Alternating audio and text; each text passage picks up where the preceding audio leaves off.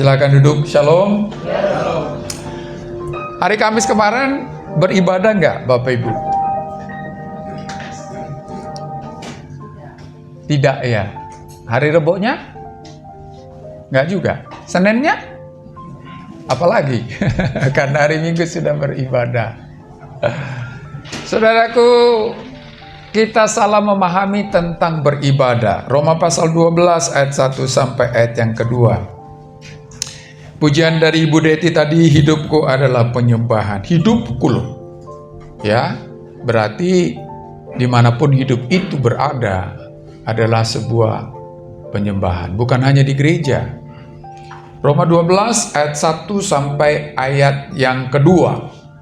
Karena 2 ayat saja kita baca sama-sama. Roma 12 ayat 1 dan 2. 1, 2, 3. Karena itu saudara-saudara, demi kemurahan Allah aku menasihatkan kamu supaya kamu mempersembahkan tubuhmu sebagai persembahan yang hidup, yang kudus, dan yang berkenan kepada Allah.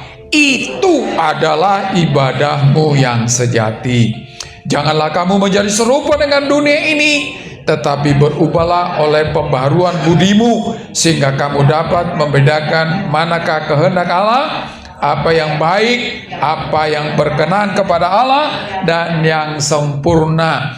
Itu adalah ibadahmu yang sejati. Memang ke gereja saudara hari Minggu jam 8 sampai jam 10 kita sedang beribadah. Tetapi bagaimana dengan hari Senin sampai hari Sabtu, dari mulai jam 0 sampai jam 24 malam?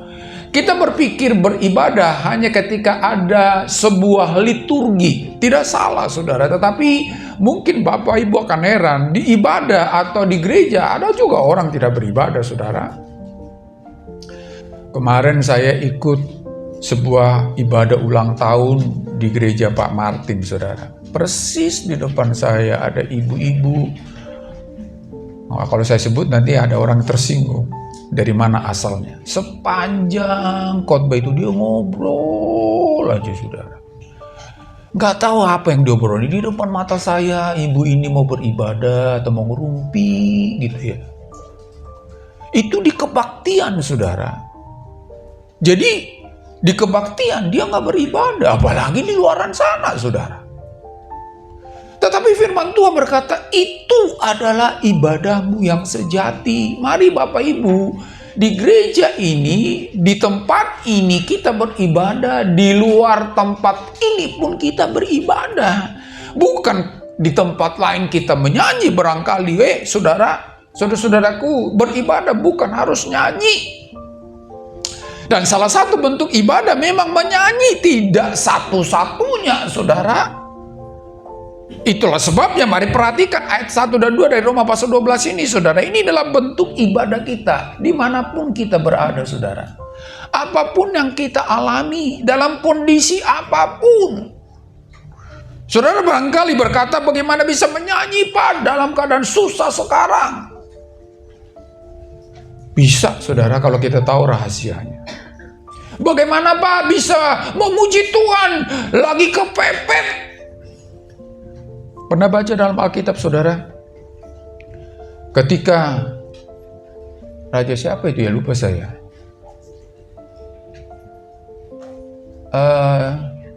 sebelum Hizkia, di mana Bani Amon, Moab bersekutu bersama-sama menyerang Yerusalem saudara. Lalu apa yang dilakukan raja? Itu dalam keadaan kepepet itu saudara, terdesak. Lalu datang kepada Tuhan mengakui, Tuhan tolong kami. Kami tidak punya kekuatan melawan musuh yang sedang menyerang. Lalu mereka memuji Tuhan katanya. Padahal saya ngomong itu agak banyak supaya ingat gitu loh. Tapi nggak ingat-ingat dulu saya. Dasar udah lansia. Aduh, lupa lagi saudara. Memuji Tuhan saudara dalam keadaan terdesak. Dan saudara tahu? Makanya disebut tempat mereka memenangkan peperangan itu adalah lembah pujian. Nggak ada yang ingat juga ya, yang menolong saya. Kalau belum ketemu itu kayaknya nggak. lembah pujian, saudara, di 1 Raja-Raja. Karena memuji Tuhanlah kemenangan datang. Karena menyembah Tuhanlah sukses datang, saudara. Jadi jangan kita pikir, bagaimana bisa? Ya memang kalau tolong ukurnya adalah kita. Nggak bisa, saudara. Sulit bagi kita memuji Tuhan di tengah-tengah kondisi yang sangat pelik dari kondisi kita. Tetapi kalau kita tahu bahwa sesungguhnya ada dasar dari sebuah pujian, kalau kita sadar akan hal itu, makanya ayat yang pertama, kalimat pertama, frasa pertama. Karena itu, katanya. Karena apa itu? Karena hal-hal yang sudah diungkapkan, dijelaskan, dipaparkan oleh Paulus pada pasal-pasal sebelumnya. Di mana manusia sudah jatuh dalam dosa dan upah dosa adalah maut. Tidak ada satupun upaya manusia untuk lepas dari maut. Apapun yang dilakukan tidak akan bisa menyelesaikan masalah dosa manusia, termasuk Taurat. Tetapi oleh karena anugerah Allah di dalam Yesus Kristus, katanya, manusia boleh diselamatkan, manusia beroleh pengampunan. Dan banyak cerita itu dipaparkan oleh Paulus sebagai dogma dan doktrin serta pengajaran. Karena itu, katanya. Jadi saudara, kalau kita sudah mengalami pengorbanan Kristus di atas kayu salib, pengampunan Allah, keselamatan yang sungguh di dalam Kristus, karena itu persembahkanlah tubuhmu sebagai persembahan yang hidup, yang kudus, dan yang berkenan kepada Allah.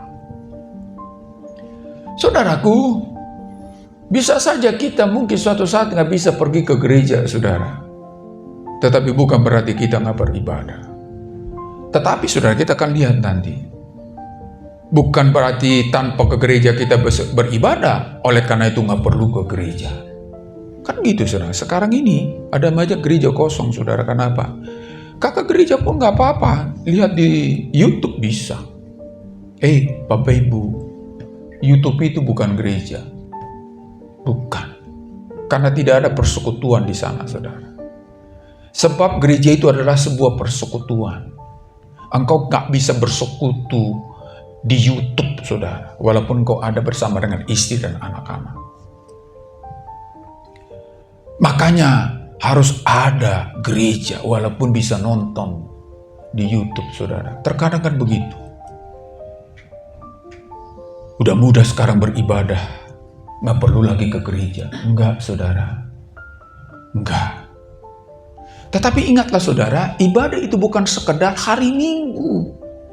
Atau hari Selasa menara doa. Atau hari Jumat DPP. Atau kebaktian keluarga di setiap wilayah. Bukan, saudara.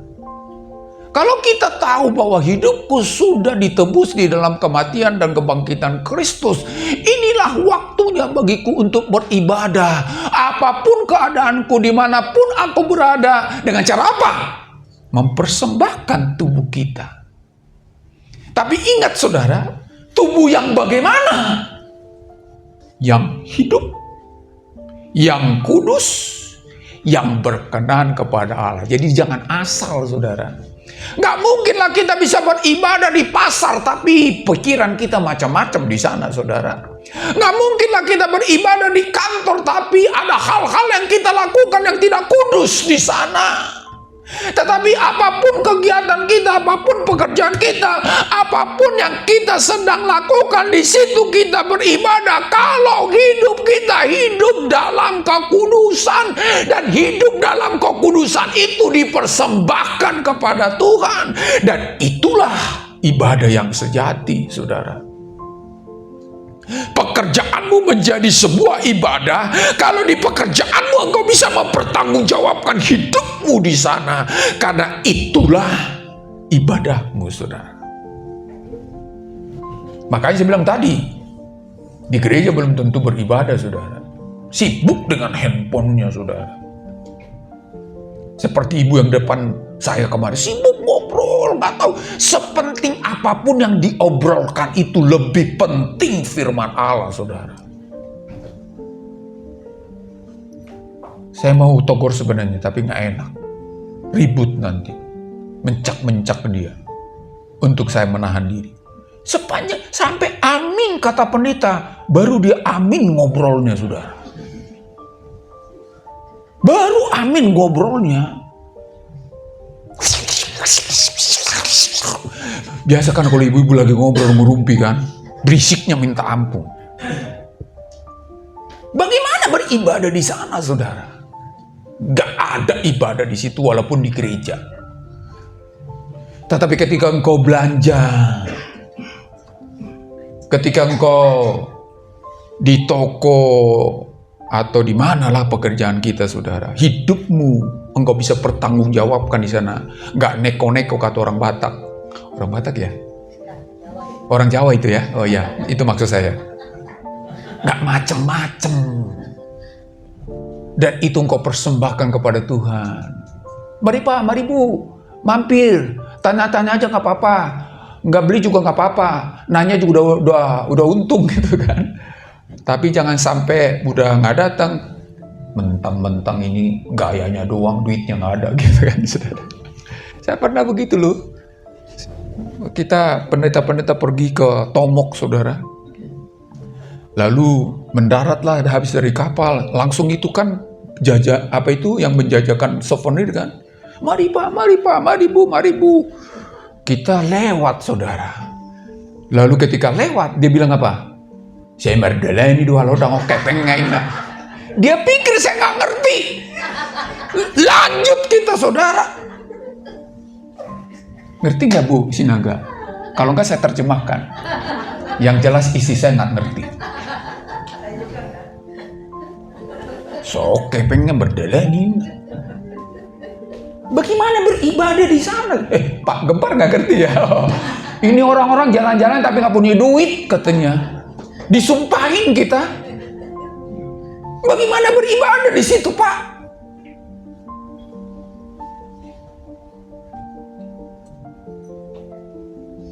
Jadi apapun pekerjaan kita, saudara. Hari Minggu kah itu? Hari Senin kah itu? Hari Jumat kah itu? Kalau hidup engkau persembahkan di sana. Tapi hidup yang bisa dipertanggungjawabkan, yang hidup katanya, yang kudus, berkenan, nggak asal, saudara. Yang penting udah doa dalam nama Tuhan, berkati Tuhan, amin. Tapi negosiasi dengan pembeli, waduh, sumpah mati Pak, untung 5.000 padahal udah 20.000 untungnya, kan repot, saudara. Udah sampai sumpah mati Bu. Bagaimana bisa beribadah walaupun dibuka dalam nama Tuhan Yesus gitu kan? Di sana kita bisa beribadah, saudara. Ketika kau sowan ke rumah tetangga, beribadah bisa di sana. Kelunuan dulu dong, kelunuan. Jangan main masuk. Kadang-kadang kan main masuk kita, saudara. Kenapa? Merasa itu adalah teman sejati, gitu kan. Ada sesuatu yang menjadi tolok ukur, saudara. Di sini pun ketika kita memuji tadi, pujian kita tengah tadi, luar biasa tuh Yohana, terima kasih gitu ya. Kayaknya kita udah di sorga. Tapi kudus nggak tangan kita terangkat? Kalau ada sesuatu yang belum diselesaikan, jangan biarkan, saudara. Nggak ada artinya tangan yang terangkat ini kalau nggak kudus, saudara. Percuma walaupun di gereja. Mari Bapak Ibu kita lihat hidup kita. Kristen bukan Kristen-Kristenan, tapi Kristen yang sesungguhnya, saudara. Bukan berarti, saudara, kita tidak lakukan dosa. Bukan berarti hidup kita lempeng-lempeng aja, bukan, saudara. Makanya kalau suatu saat ada sesuatu yang kita anggap atau sadar tidak berkenan kepada Allah, datanglah dengan sungguh kepada Tuhan. Tuhan, ampuni aku karena saat ini aku sedang beribadah. Makanya dalam setiap ibadah kita ada pengakuan dosa kan. Karena kita sadar yang kita hampiri adalah Tuhan yang kudus. Makanya di rumah kita pun, di pekerjaan kita, di jalan, kalau ada sesuatu yang kita sadari tidak berkenan kepada Tuhan, rendahkanlah dirimu dan berkata, Tuhan ampuni aku karena sekarang aku sedang beribadah kepadamu. Tapi kadang-kadang saudara kita jalan aja. Jalan dan jalan. Mari kita selidiki hati kita, apalagi di bulan Desember ini akan berakhir tahun 2024. Supaya ke depan hidup kita lebih baik, saudara. Gak gitu-gitu aja. Beribadah sih. Mungkin kalau kita ditanya, udah berapa kali beribadah dalam tahun ini? Waduh, berapa ya? Gak jadi soal, saudara. Tapi apakah hidup kita persembahkan kepada Tuhan? Apakah hidup kita berkenan kepada Allah? Apakah hidup kita sudah kudus? Saudara tahu ada tipe kekudusan, saudara. Pertama adalah kekudusan secara posisi. Artinya ketika kita percaya Yesus, di saat itulah kita kudus. Bukan karena kita. Karena pengorbanan Yesus. Kematian Kristus membuat kita kudus. Makanya ketika orang-orang Korintus disapa oleh Paulus kepada jemaat yang kudus. Karena posisi, saudara. Karena percaya kepada Kristus. Tapi yang kedua, nggak berhenti di situ. Yang disebut kudus progresif. Berkelanjutan. Ini perlu upaya. Perlu usaha. Perlu sesuatu yang kita lakukan. Ini bukan pekerjaan Tuhan lagi. Pekerjaan Tuhan sudah selesai ketika Yesus berkata, sudah selesai di atas bukit Kalvari. Tetapi setelah kita mengakui dosa kita dan kita kudus, ada proses. Nah, inilah yang perlu kita lakukan untuk selalu berkenan kepada Allah. Nggak akan steril dari dosa, saudara. Makanya perlu kita berjuang untuk tetap kudus loh. Dengan selalu datang kepada Tuhan, menyadari akan setiap pelanggaran kita. Baru kudus yang ketiga, kudus secara permanen. Kapan itu? Ya setelah dipanggil atau setelah Tuhan datang, saudara. Genap, sempurna. Semasa kita di dunia nggak akan ada posisi itu. Nanti setelah dijemput atau Tuhan datang. Jadi kehidupan kita sekarang inilah yang perlu secara progresif bertumbuh dalam kekudusan. Supaya suatu titik nanti kita sempurna kekudusannya. Dan itu memang perlu diperjuangkan, saudara. Pernahkah saudara bersyukur kepada Tuhan, Tuhan terima kasih hidupku lebih baik sekarang daripada kemarin. Makanya perlu evaluasi, saudara. Harus lebih baik. Harus lebih baik loh, saudara. Jangan bilang, Tuhan, kok lebih buruk? Wah, ada masalah berarti. Ada masalah. Harusnya lebih baik. Karena kita harus beribadah, saudara. Jadi dimanapun kita berada hari ini, di jalan kah? Sulit memang beribadah di jalan sana, saudara. Apalagi kalau kita disalib orang, gitu ya. Emosi datang. Ketika emosi datang, yang rugi kita, saudara. Ketika engkau naik motor, beribadahlah di sana. Ketika naik mobil, beribadahlah di sana. Persembahkan tubuhmu yang hidup. Arti hidup di sana yang masih bagus-bagusnya, saudara. Bukan yang mati. Nggak ada artinya korban mati loh, saudara. Makanya walaupun nanti kambing domba disembeli, tapi dibawa ke bait Allah itu harus hidup. Kalau udah yang mati bukan persembahan namanya. Jadi yang hidup, yang punya nilai, yang berharga. Jangan udah nggak bisa ngapa-ngapain Tuhan terima juga sih. Tapi nilainya sudah berkurang. Tapi betapa hebatnya ketika kita punya duit, punya jabatan, punya pengaruh, punya nama. Di situ kita persembahkan kepada Tuhan. Bukan berarti Tuhan nggak menerima persembahan ketika kita bukan pejabat. Enggak. Tapi ketika kita jaya-jayanya. Luar biasa itu, saudara. Kalau kita mampu di jayanya, nggak mungkin berkurang. Enggak. Orang di jaya-jayanya kita persembahkan, apalagi bukan pejabat lagi, kita akan persembahkan. Tapi sulit, saudara, kalau dari sono-sononya nggak pernah. Ya udahlah, nggak ada urusannya dengan gereja. Ini kan urusan untung dan rugi, Pak, gitu kan. Nah, kalau soal untung dan rugi kita anggap nggak ada urusannya dengan ibadah. Enggak, saudara. Di situ pun kita harus beribadah. Di situ pun kita harus beribadah. Ya memang dagang itu harus cari untung ya. Bohong lah kalau nggak cari untung, saudara. Saya pernah diskusi dengan mahasiswa saya, saudara. Saya berkata begini, ada orang membuat dasi, handmade ya, bukan yang produksi mesin, handmade ya. Biasanya itu mahal, memang lebih mahal. Biaya produksinya cuman 10.000. Biaya produksi. Salah nggak kalau dijual 1 juta? Salah nggak ibu, bapak ibu? Nggak salah. Tapi etis nggak? Etis nggak? Jual 1 juta. Oh, kita rame itu diskusi, saudara. Kalau ada yang beli, Pak, nggak soal katanya. Nah, ini kalau ada yang beli. Itu hukum dagang itu, saudara. Hukum dagang itu. Nggak salah kalau ada yang beli. Nggak rugi kok. Berapa nih, Pak? 1 juta. Kurangin deh, ya udah 950. Nggak pernah dia bohong. Oh, modalnya aja Pak 950, masa 950, tambahin lah 1 juta supaya saya untung 50.000. Nggak begitu. Terserah. Nggak bohong. Dan dia mau. Bayangin loh, saudara. Modal 10.000 dijual 1 juta. Maruk itu, saudara. Maruk. Makanya perlu kita harus sadari di mana kita berada, disitulah kita beribadah. Saya pernah udah contohkan di sini, saudara. Ada orang, saudara, mau merit. Orang Jakarta sebenarnya. Mereka pulanglah, kalau nggak salah di Boyolali, atau mereka pulang ke Boyolali mempersiapkan pernikahan mereka. Mempersiapkan pernikahan mereka.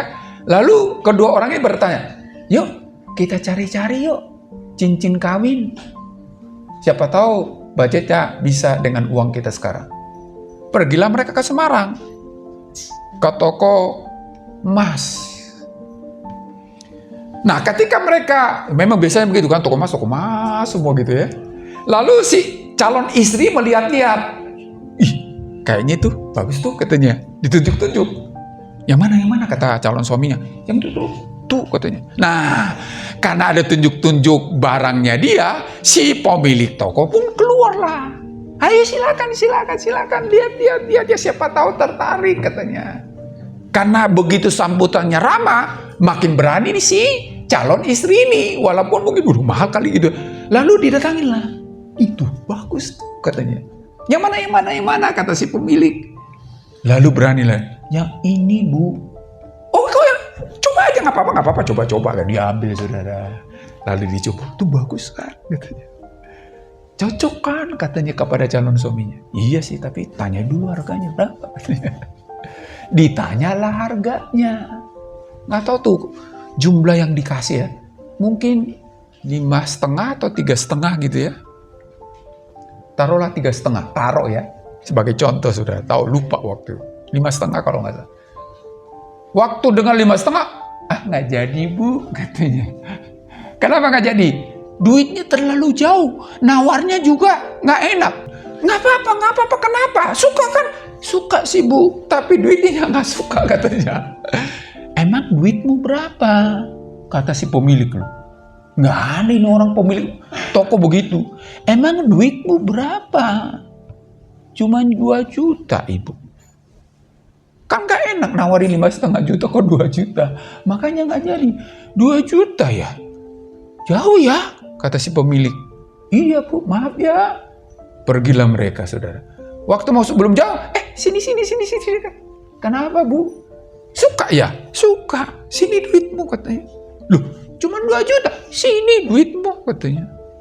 Dikasih emas, dikasih duit 2 juta.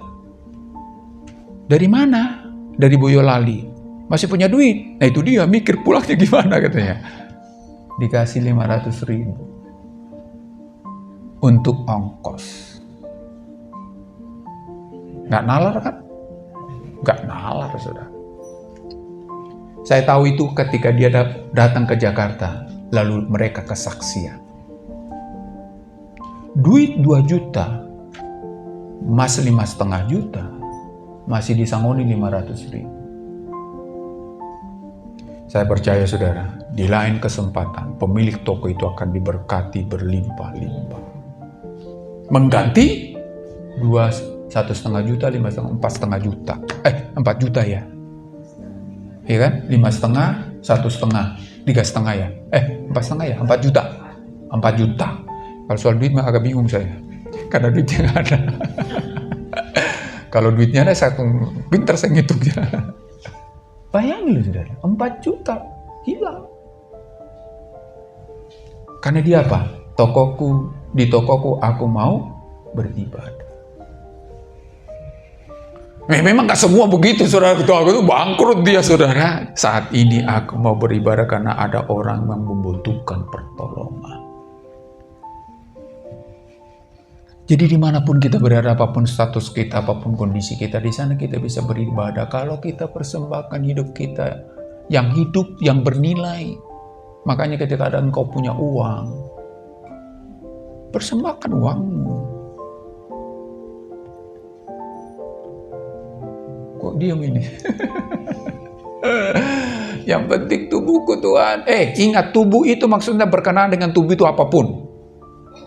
Pekerjaanmu, termasuk penderitaanmu. Ada penderitaan yang kudus? Ada loh saudara. Penderitaan yang kudus apa? Engkau tidak mencak-mencak di sana. Engkau nggak ngeluh di sana.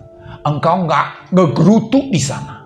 Lalu berkata, Tuhan tolong aku menjalani pergumulan itu dengan kemenangan yang datang daripada-Mu. Disitulah kita beribadah saudara. Mungkin engkau nggak punya uang, tapi jangan juga, aku nggak punya uang, nggak perlu usah pergi ke gereja lah, nanti persembahnya apa? Nah itu dia. Hidupmu datang di sini aja, sudah sebuah persembahan. Tapi kalau ada duitnya, jangan sampai duitnya nggak dikasih. Kadang-kadang kan gitu-gitu. Nggak mau ke gereja, kenapa? Nggak ada duit, malu, nggak ada persembahan. Itu salah satu saudara. Salah duanya adalah hidupmu datang di sini sudah menjadi persembahan. Tapi ketika engkau usah datang di sini, yang penting kan hidup tubuhku Tuhan, padahal di dompetnya ada.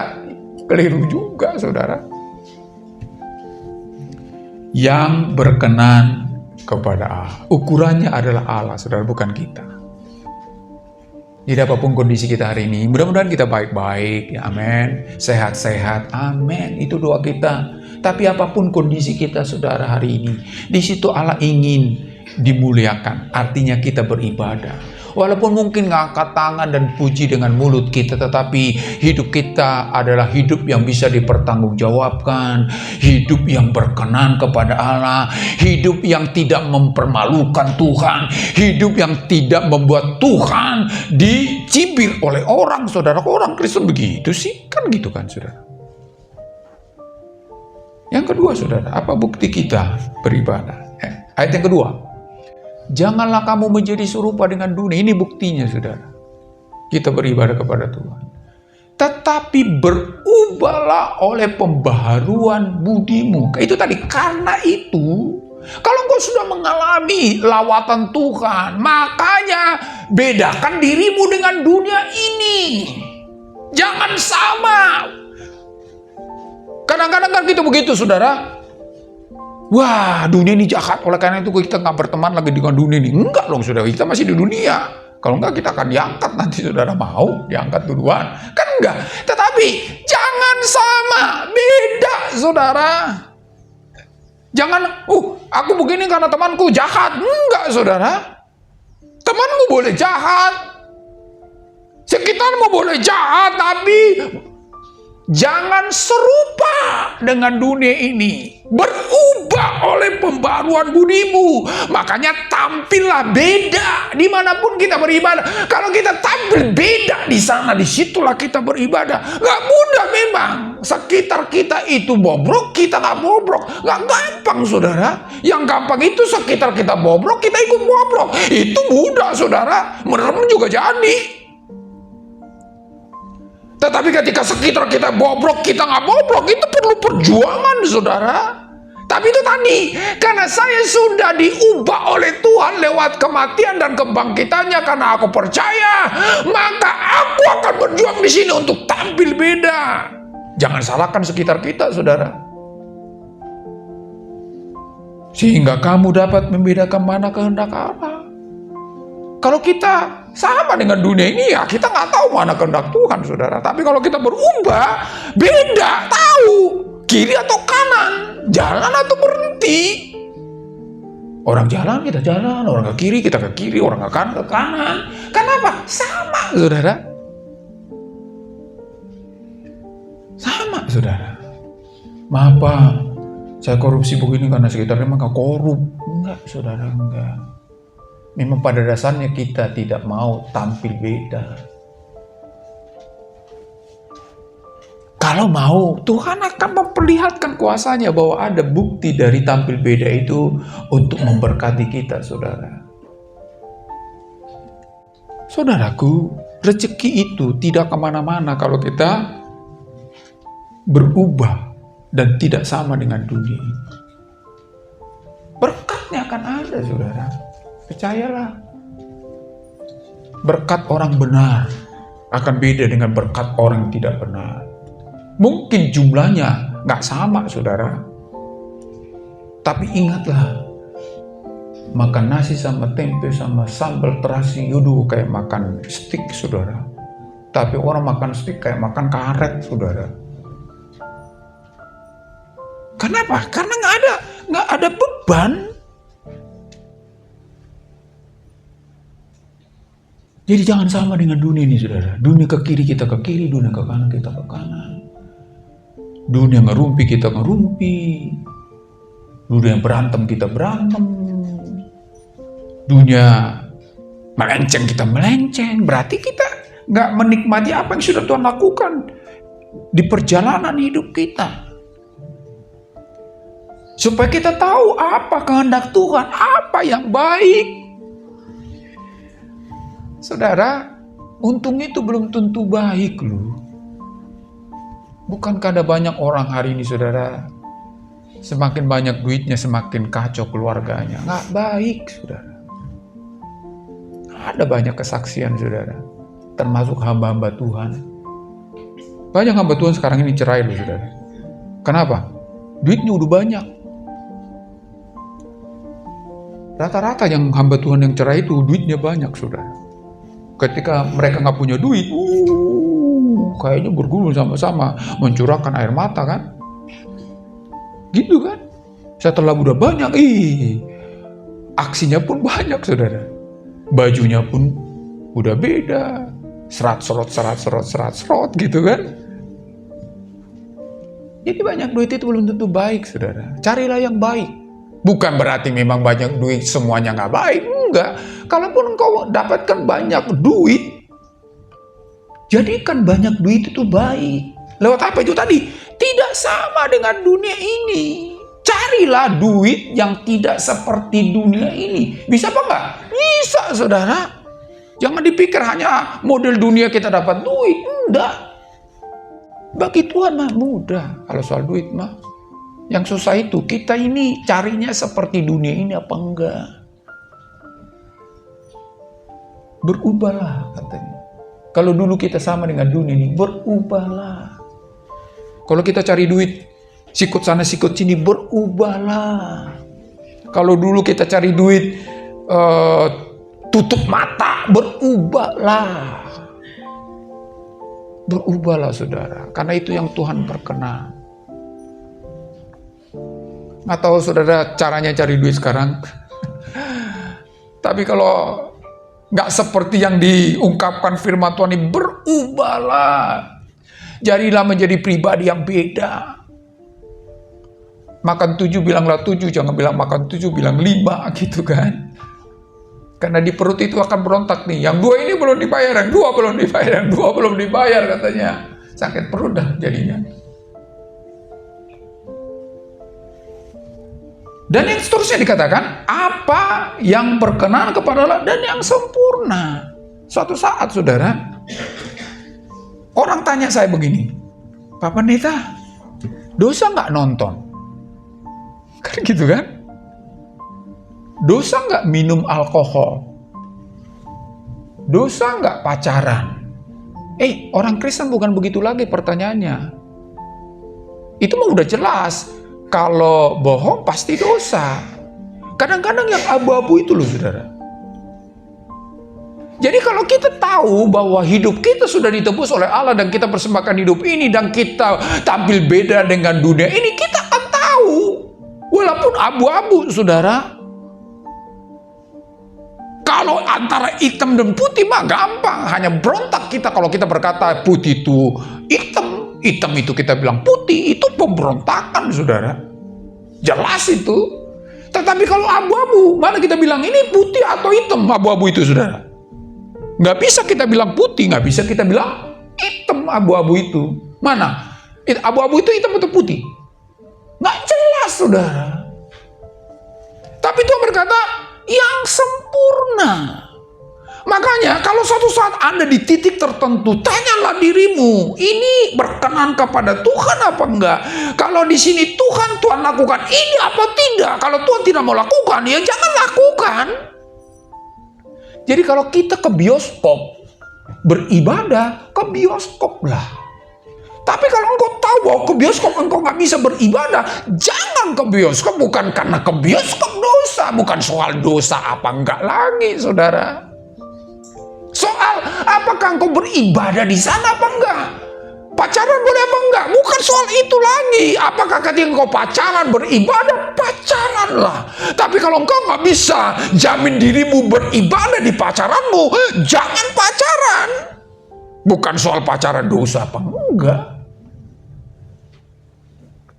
Kalau di bisnismu, engkau tahu Tuhan nggak dipermuliakan, tolaklah walaupun duitnya banyak, saudara.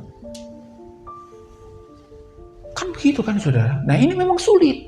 Tapi itu tadi, engkau tampil beda. Orang lain bisa loh, saudara. Ketemu duit 150 juta di toilet, saudara. Dibalikin tuh. Walaupun diambil nggak ada salahnya. Ada juga satpam di bank.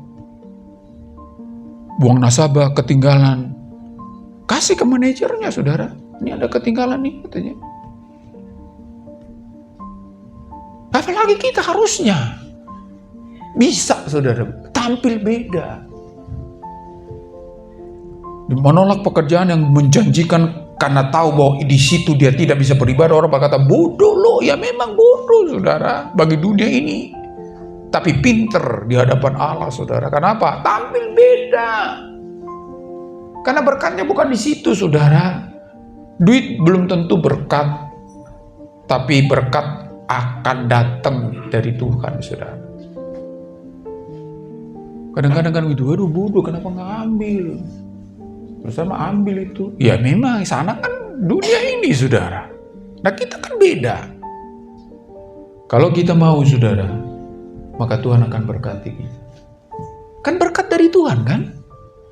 Berkat dari Tuhan, saudara. Bukan dari pekerjaan kita, bukan. Dari Tuhan.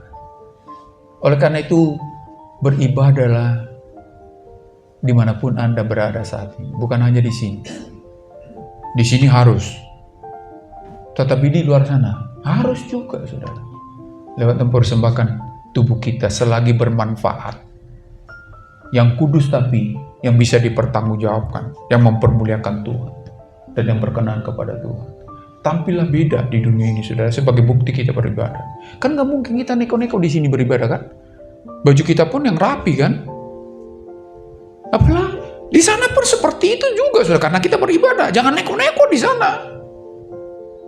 Jangan karena ini bukan gedung gereja, lalu kita macam-macam di sana. Di gereja nggak macam-macam, kalau di sana macam-macam. Kenapa? Karena ini adalah bukan gereja. Memang, tapi ingat di sana pun kita beribadah, makanya nggak macam-macam juga di sana. Kalau itu yang kita miliki, saudara, seperti pujian dari Ibu Deti tadi, hidup kita menjadi hidup yang menjadi penyembahan Tuhan. Ketika Tuhan tersenyum, pernahkah saudara saudara tersenyum melihat anak, apapun yang diminta anak, hati kita kan terbuka untuk memberi. Ya tentu yang berkenan kepada Tuhan. Kiranya kita diberkati oleh firman Tuhan ini. Amin. Mari kita berdoa.